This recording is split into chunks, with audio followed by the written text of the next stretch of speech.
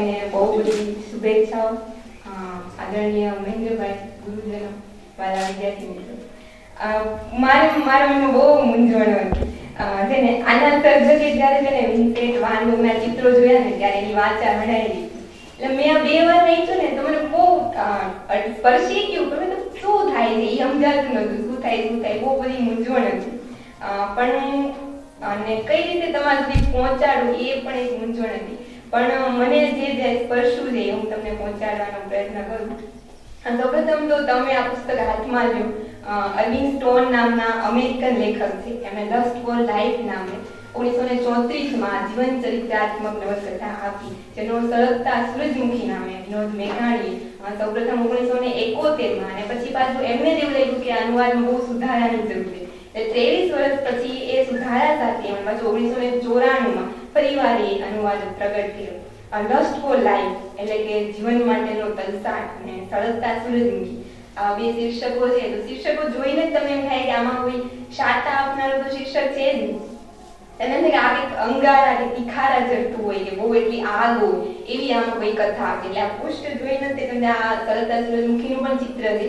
તો કોની કથા છે? આવું કોનું આટલું વેદનામય પીડિત કોનું જીવન હતું જેમાં આ સર્જકને રસ પડ્યો અને આપને શું કામ એમાં રસ પડી? તમે પાછળ ફેરો એટલે યુરોપના બહુ મોટા મહાન ચિત્રકાર એવા વિન્સેન્ટ વાન ગોગની આ જીવન ચરિત્રાત્મક નવલકથા છે. હવે સર્જકને આમાં કેમ રસ પડ્યો? તો સર્જકે એકવાર આ ચિત્રકારે જે આલ પ્રદેશમાં જે ચિત્રો દોરેલા એને જોયા. જોઈને એને એમ કે મારે વિચારવાની કે બોલવાની બધી શક્તિ હણાઈ. એને એમ કે મને શું થઈ ગયું છે. અને એ વિન્સેન્ટ વાન ગોગ એની ઉપર બહુ હાવી થઈ ગયા. અને પછી એને એમ કે નવલકથા જ્યાં સુધી નહીં લખું ત્યાં સુધી હું આગળ કશું નહીં લખી શકું. એટલે એને બહુ બધા નાટકો લખ્યા હતા. આમની પ્રથમ નવલકથા છે. નાટકો એમણે પેલા બહુ બધા લખ્યા હતા. એટલે આમાં સમાજમાં નાટ્યાત્મકતા દેખાય છે એવું નીતિનભાઈએ નોંધ્યું છે એમના પુસ્તકમાં. હવે આ સર્જકમાં અમને રસ પડ્યો ને તેમની એક તો પહેલી બાબત કે આ જે ચિત્રકાર છે 37 વર્ષની નાની ઉંમરે એ મૃત્યુ પામે છે. પોતે આત્મહત્યા કરીને આપણે શહીદી જે કહી છે, ફિલોસોફિકલ સુસાઇડ કહીએ છીએ, એ એમણે આત્મહત્યા કરી દીધી. હવે આટલા એવા જીવનમાં બહુ આની વાત જ્યારે થાય, પુસ્તકની વાત થાય કે વિન્સેન્ટ વાન ગોગની વાત થાય, એક વાત બધા કરે કે આના મૃત્યુ પછીની જે પ્રસિદ્ધિ હતી લોકો પાગલ થઈ ગયા.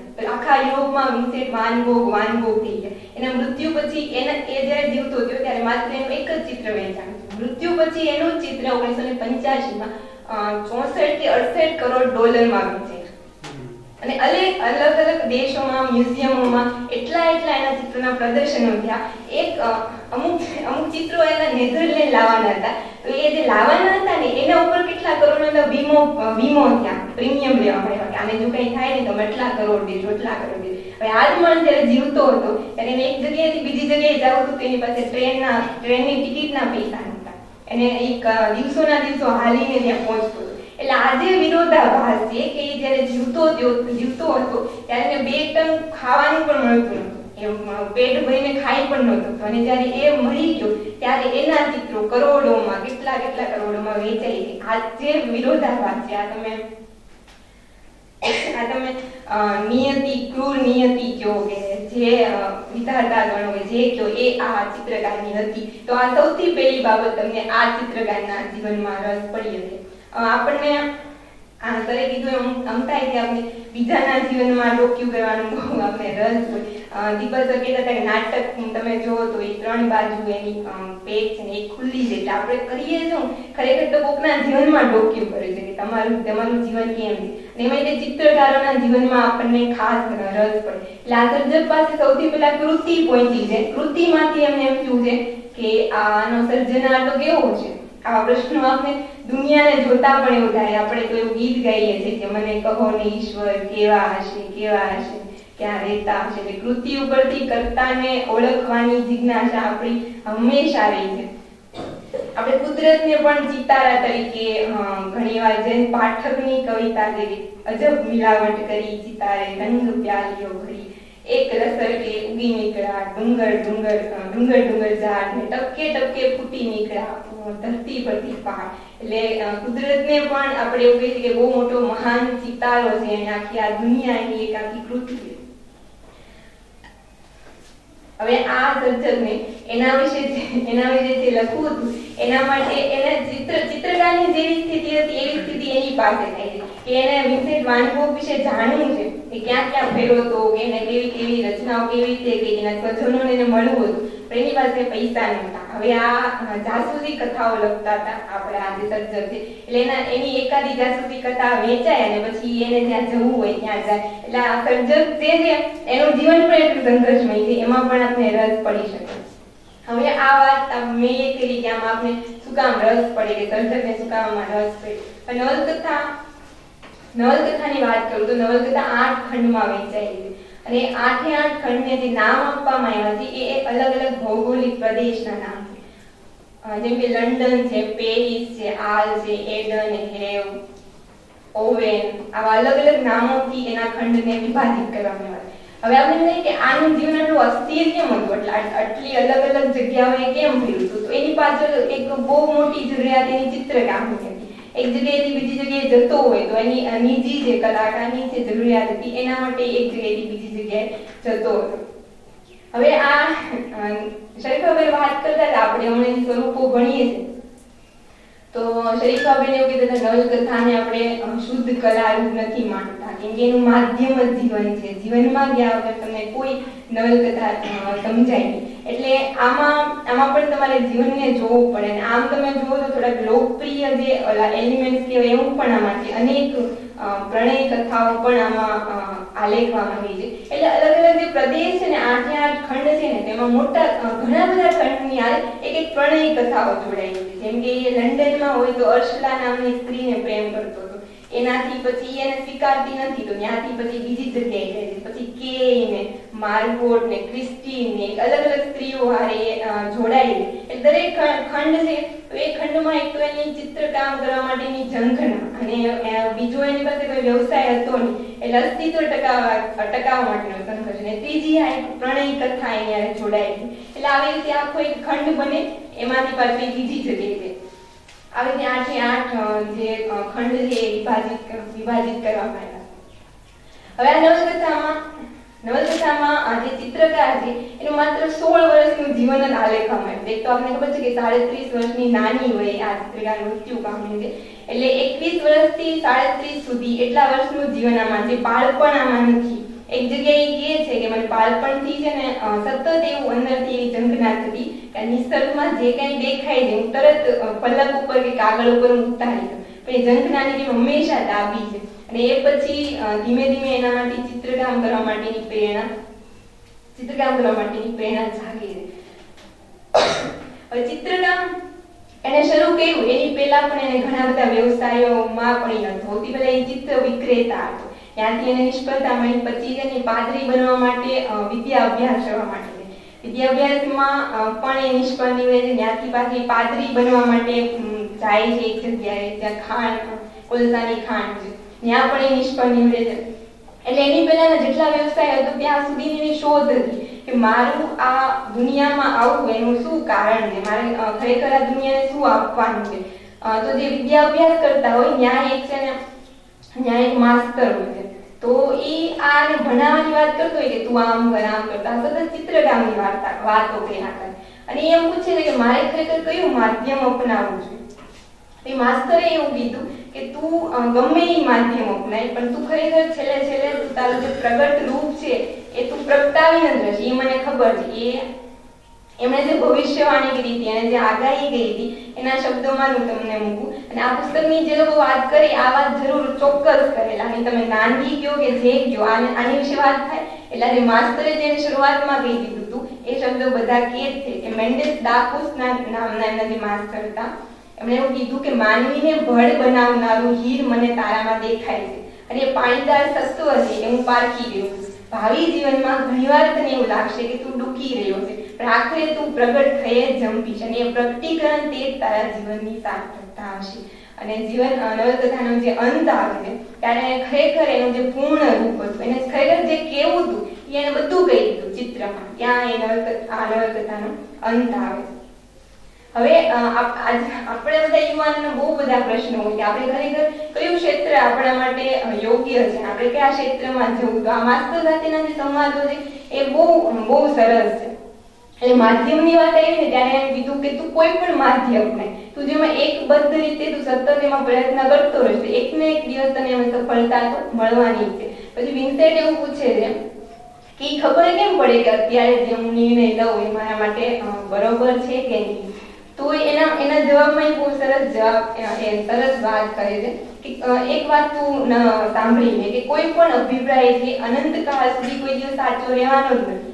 એટલે ખરેખર તે અત્યારે જે નક્કી શું કર્યું છે અને એની ઉપર તું ટકી રહે અને એને તું વર્તનમાં મૂકે એ બહુ મોટી વસ્તુ છે. એટલે માસ્તર એના જીવનની જે રાહ બતાવે છે કે તારે ખરેખર જે કરવું છે એ તું કર, એ બહુ મહત્વનું. પણ ત્યાં એને પાછું ચિત્રકામ ત્યારે ને ત્યારે લાદી જતું નથી. હવે બોરીનાથ નામનો એક પ્રદેશ આવે છે. બોરીનાથ એટલે ભયંકર, આ પૃથ્વી ઉપર એની જેવું નર્ક પણ એવું ન હોય એવી જગ્યા. બોરીનાથ નામના પ્રદેશમાં ખાણ છે, કોલસાની ખાણ છે. ત્યાં બધા ખાણિયાઓ હોય છે અને એમને પેટાળમાં બહુ ઊંડે જવાનું હોય છે, ત્યાંથી કોલસો કાઢીને લાવવાનો હોય. રોજે રોજ એને જીવનના જોખમે જ જવાનું હોય. વિન્સેન્ટને એક એવો પ્રશ્ન થાય કે પછી તો ટેવાઈ ન જઈએ આપણે અંદર જતે. એટલે કે ના, રોજે રોજ ખાણીને ખબર છે કે હું આમાંથી કદાચ મારું મૃત્યુ થઈ શકે, આજ પણ થઈ શકે, એવા જોખમ આરેથી લોકોએ અંદર જવાનું છે. હવે આ વિન્સેન્ટ છે, વિન્સેન્ટને શું કામ જેવું છે કે આ લોકો જે પીડિત છે જે સંઘર્ષ કરે છે એને હું થોડોક ઉપદેશ આપું. ભગવાને જે બાઇબલમાં એમાં કીધું છે એને હું આપું તો એનામાં થોડી શ્રદ્ધા આવે, એનું જીવન સુધરે. પણ એવી સ્થિતિ સર્જાય છે કે છેલ્લે હવે વિન્સેન્ટને જ એવું થાય છે ખરેખર ભગવાન નામનું કોઈ છે કે એમ. જો ભગવાન હોય તો આવું એના બાળકો હારે કરીએ લાખું એના જીવનમાં પરિવર્તન આવે. હવે જે ખાણોની વાત છે તો આ બધા ગરીબોની બહુ સેવા કરતો હોય છે. એક દિવસ એવું થાય છે કે 57 લોકો એ જે ખાણ છે એમાં દટાઈને મરી જાય છે. નાની છોકરીઓ પણ એમાં આવે છે. આ બહુ મોટો ઝટકો હોય છે. વિન્સેન્ટ એમ થાય છે કે આ મારા જીવનની નિષ્ફળતા છે, આ લોકો માટે હું કાંઈ ન કરી શકું. હવે એને એમ થયું કે મારે શું કરવું. અને એક દિવસ એ બેઠો હોય છે અને ખાણિયા બધા ખાણાની બહાર આવતા હોય છે. એના હાથમાં ભાઈ લખેલો પત્ર છે અને બસ એક નાની પેન્સિલ છે અને એને જે દેખાણું એને બસ ચિત્રવાનું શરૂ કર્યું. હવે આ શરૂઆત થઈ એના ચિત્રકામની અને એને ખબર પડી ગઈ કે આ દુનિયામાં મારે પણ કંઈક કેવું છે, મારે પણ કંઈક અભિવ્યક્ત કરવું છે. એ માધ્યમ છે ચિત્રકામ. પછીથી એને કોઈ દિવસ ચિત્રકામ મૂક્યું નથી. એ મર્યો ત્યાં સુધી અનેક સંઘર્ષો આવ્યા. ઘણી વાર જમવાનું નથી મળ્યું, કોઈ વ્યવસ્થા નથી મળી, ચિત્રકામ હંમેશા એની હારે રહે. હવે આ વિન્સેન્ટ વાન ગોગના જીવનની જે એનું આપણે જે સ્પર્શી છે કે ખરેખર એ લાયક હતો. બે વસ્તુ આમાં એવી છે, એક તો એનું ચિત્રકામ એવું હતું કે એના વળતરમાં દુનિયા તરફથી પ્રસિદ્ધિ, માન સન્માન કે એ બધું તો છોડો, 2 ટનનું જમવાનું કે એવું તને મળવું જ જોઈએ, એના માટે લાયક હતો. એ પણ એને ન મળ્યો. પછી પ્રેમ માટે પણ એ લાયક હતો, પણ ક્યાંય કોઈ પણ પાત્ર પાસેથી એને પ્રેમ પણ મળતો નથી. એટલે એક જગ્યાએ કહે છે કે આ બહુ દુર્ભાગ્યપૂર્ણ જીવન કહેવાય કે જે વ્યક્તિઓ ખરેખર એને લાયક છે પણ એને મળતું નથી. હવે જો પ્રણય કથા આવે છે એમાંથી એક માયા નામની સ્ત્રી આવે છે, એકદમ કલ્પિત છે અને તમે વાંચો તો તમને ખબર પડી જાય કે આવી રીતે અચાનક કોઈ પાત્ર જે પ્રગટ થઈ જાય છે, સવારમાં ઉઠે છે તો એ પાત્ર હોતું નથી. મને ખરેખર એવું લાગે છે કે માયા એ કોઈ નહીં પણ એ કળાનું જ એક રૂપ લઈને આવે છે અને એવું કહે છે કે હું 8 વર્ષથી તારી હારે હતી, 17 હું તારી હારે હતી. એને એવું કીધું છે તું જયારે પેન્સિલ લઈને પત્ર પર દોરવા માંડ્યો ત્યારે તારી પાસેથી નીકળી અને તે મારી આમ જોયું એટલે કળા એની પાસે આવી અને એને પૂરું એની ઉપર ધ્યાન દીધું. ત્યારથી એને કળાને કોઈ દિવસ છોડી નથી. હવે ચિત્રકાર તરીકેની જેની પ્રતિભા છે એ આ નવલકથામાંથી ઉપસે છે. બીજી સૌથી મહત્વની વાત કે એનો જે નાનો ભાઈ થિયો, બંનેનો જે ભાતૃ પ્રેમ, એ ભાઈનો જે પ્રેમ હતો, એ સૌથી બીજી બાબત છે આ નવલકથામાં લાગતી હોય. હવે થિયો એનાથી નાનો ભાઈ છે પણ એ દર મહિને એને થોડા પૈસા મોકલે છે જેનાથી આ રંગો ખરીદી શકે, ખાઈ પી શકે. વિન્સેન્ટ વાન ગોગ ચિત્રો કરતા છેલ્લે એની સ્થિતિ બહુ ખરાબ થઈ જાય છે અને પછી એને પાગલખાનામાં રહેવું પડે છે અને વાયુનું દર્દ આવે છે અને આવી સ્થિતિમાં તે આલ નામનો જે પ્રદેશ છે દક્ષિણમાં, જે ધમધોકતો જ્યાં સૂર્ય હોય કે તમને સવારના પોરમાં એટલો બધો સૂર્યનો તાપ લાગે એવા એ પ્રદેશમાં જાય છે અને એના ચિત્રકામના જે ઉત્તમ ચિત્રો છે એ આલ પ્રદેશમાંથી આપણને મળ્યા. હવે ત્યાંથી એને વાયુનું દર્દ ઉપડે છે, ત્યાંથી પછી એને પાગલખાનામાં જવું પડે છે અને પાગલખાનામાંથી પછી એક ડોક્ટરના ઘરે જાય છે અને એની સ્થિતિ એટલી ખરાબ થઈ ગઈ છે એ ચિત્રી ન શકતો. એને જો કે મારે શું ચિત્ર કરવું, મારે જે કંઈ કહેવું હતું એ બધું કહી દીધું અને હું એકદમ ખાલી થઈ ગયો છું, મારે હવે કંઈ કહેવાનું છે જ. અને આ ખાલી થવા માટે એનું અણુ એ નીચવાઈ ગયા છે, શારીરિક રીતે કે માનસિક રીતે, અને એકદમ એ ખાલી થઈ જાય. ત્યારે એમ થયું કે હવે આ જીવનમાં કેમ બોજ રૂપ રહેવું જોઈએ અને એ પછી રિવોલ્વર એને પોતે તે આત્મહત્યા કરી લે છે. થિયો એનો નાનો ભાવ, અત્યંત એના પ્રત્યે પ્રેમ. આ જે પુસ્તક છે એનો જે સંદર્ભ સામગ્રીમાં એકમાત્ર એ થિયો અને વિન્સેન્ટના 600 થી પણ વધારે જે પત્ર વ્યવહારો થયા છે એ આનો આધાર. હવે થિયો 6 મહિનામાં મૃત્યુ પામી ગઈ, વિન્સેન્ટ વગર રહી ન શકતો અને એનો અંત બહુ સરસ છે, આનાથી સારો અંત હોઈ ન શકે. થિયો એની પત્ની એવું વિચારે છે કે વિન્સેન્ટને જ્યાં દફનાવવામાં આવ્યો છે ની બાજુમાં જ હું થિયોની કબર પણ રખાવું. અને છેલ્લી જે 2-3 લાઈન છે કે મકાઈના ખેતરો વચ્ચે લપાયેલા કબ્રસ્તાન ઉપર ઓવેરનો સૂર્ય આગ વરસાવા લાગે છે ત્યારે વિન્સેન્ટના સૂરજમુખીઓ થિયોની કબર ઉપર ઝૂલતા વિરામદાયક શીતળ છાંયો પાથર્યા કરે. એટલે આ બંને ભાઈઓનો જે પ્રેમ હતો અદ્ભુત. થિયોની વગર એનો તો વિન્સેન્ટ ચિત્રકલા વગરનો રહેતો અને થિયો જે વિન્સેન્ટ વગર નથી રહ્યો. હવે આની અભિવ્યક્તિની વાત કરું તો આ પૂરી રીતે ભાવાની વાત છે, પણ ઘણી જગ્યાએ બહુ બધા દેશ્ય શબ્દો છે કે વિન્સેન્ટની અંદર સાઠીગડાની જેમ કશું ભાંગી ગયું કે એના મિત્રે વચ્ચે મમરો મૂક્યો.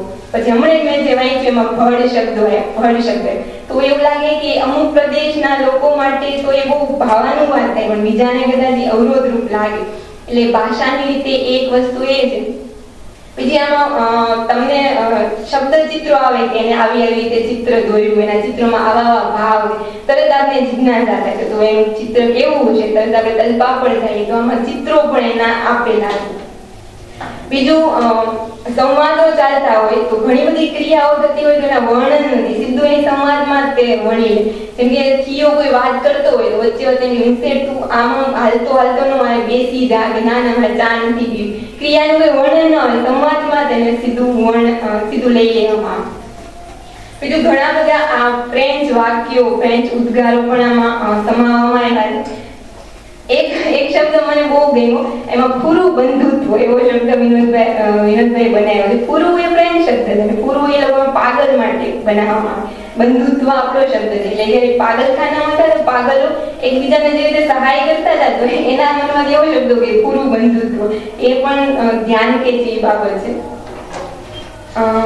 બસ મને મારે આટલું કેવું છે. બીજું એના ચિત્રો વિશે મને થાય છે કે એને જે કઈ કેવું છે ને એના શબ્દ.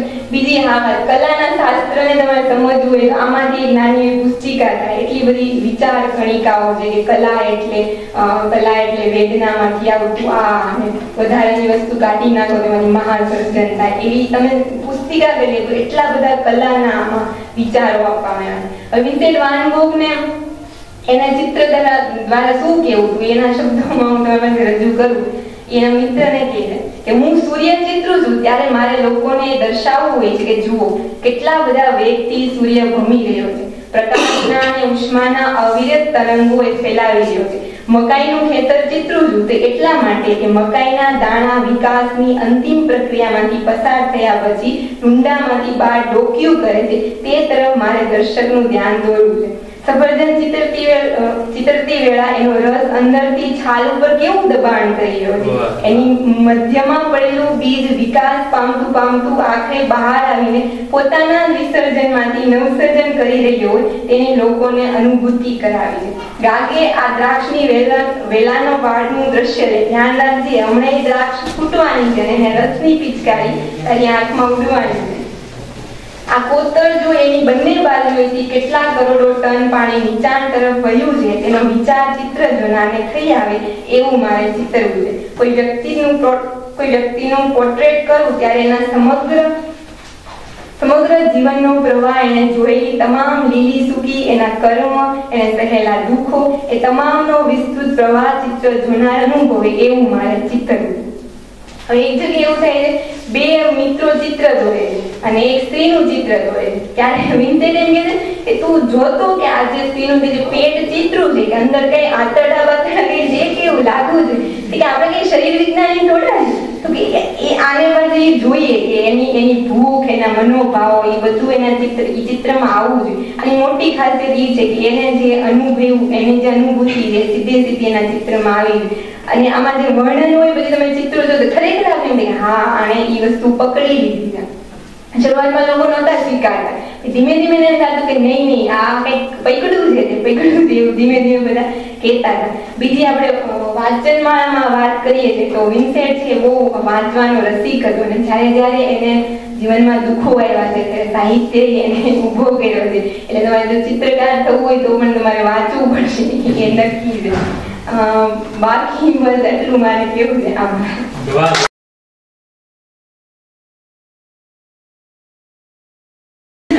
એક તો જે પુસ્તક લખ્યું હોય સર્જક આપણી સમક્ષ ઉપસ્થિત હોય અને આપણે એના વિશે વાત કરવાની હોય.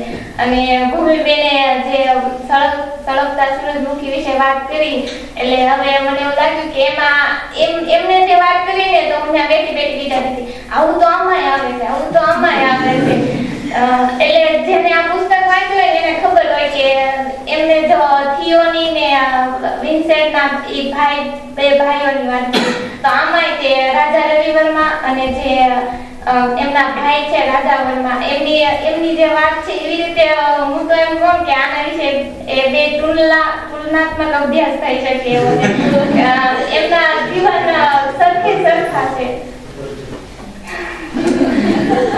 પ્રથમ તો આ પુસ્તકની વાત કરીએ. આ પુસ્તક જ્યારે 2021 માં આવ્યું ને ત્યારે જ મેં વાંચ્યું હતું. અમારા સરે મને આપ્યું હતું કે લે તું વાંચ એમ. તો મેં વાંચ્યું હતું ત્યારે પહેલી વાર હું એકવાર બોલી હતી અને અમે એમના ચિત્ર છે ને પહેલા તો ખબર જ ઘણા બધાને નથી ખબર હતી કે રાજા રવિ વર્મા કોણ છે એવી રીતે.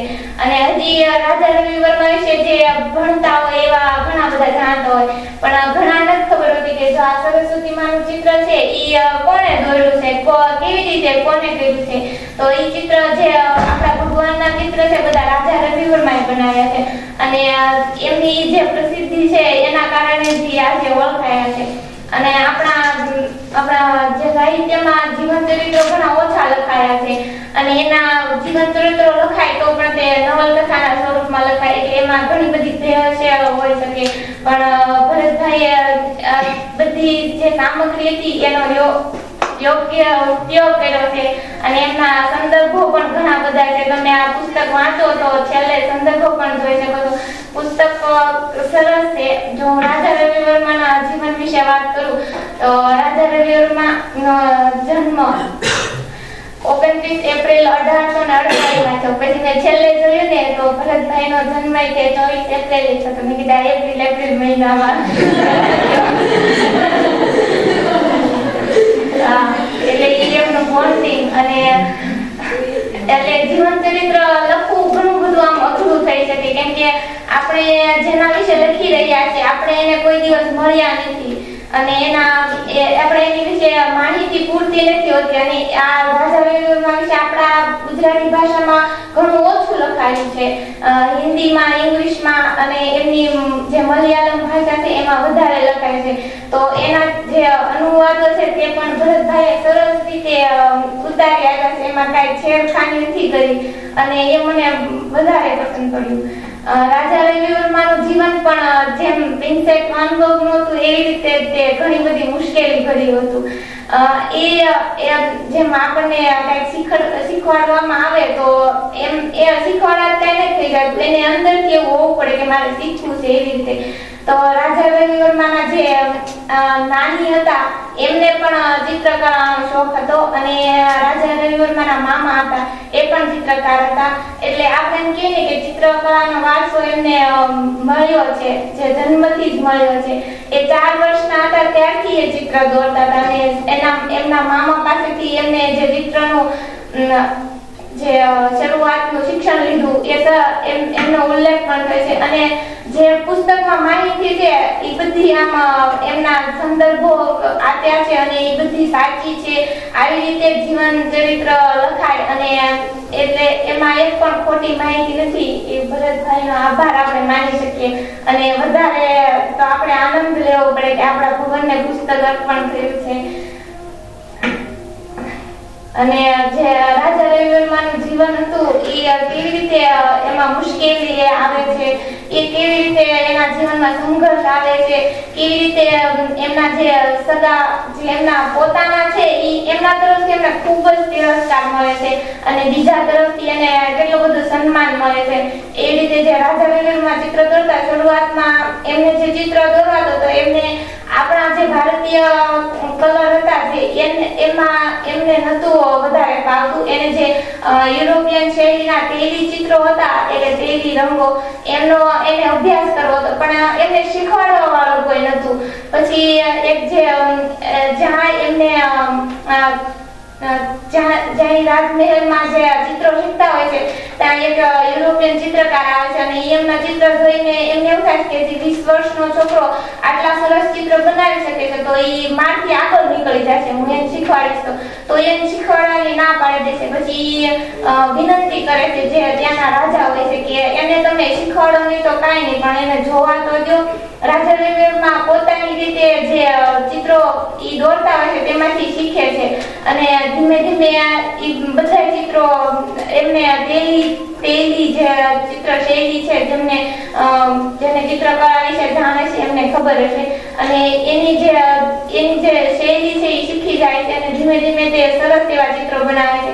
અને શરૂઆતમાં તેમના ચિત્રો જે પ્રશંસા પામે છે જેના કારણે વધુ આનંદ થાય છે. તેમના લગ્ન થાય છે તો ત્યાં માતૃસત્તાક કુટુંબનો જે વ્યવહાર છે આથી એમને એમના પત્નીના ઘરે રહેવા જવું પડે છે. આથી એમને પોતાનું જે ઘર હોય છે યાદ આવે છે અને એક વાર ત્યાં ચિત્ર દોરવાની મજા નહીં આવતી હોય એટલે ત્યાંથી તે એમના પત્નીને કીધા વગર નીકળી જાય છે અને એમના ઘરે આવતા રહે છે. પછી ત્યાં એક એમના ઘરના બધા ઘણા એમને સાચવે છે અને એમને આશ્વાસન આપે છે કે એવું થાય એવી રીતે એમ. પછી જે પછી ત્યાંથી તે મુંબઈ જાય છે અને મુંબઈમાં તેઓ ઘણા બધા ચિત્ર દોરે છે અને એમનું મોટા ભાગનું જીવન છે ને વડોદરા, મુંબઈ અને જે એમનું ગામ છે ત્યાં 3 સ્થળોએ વધારે રોકાયેલું છે.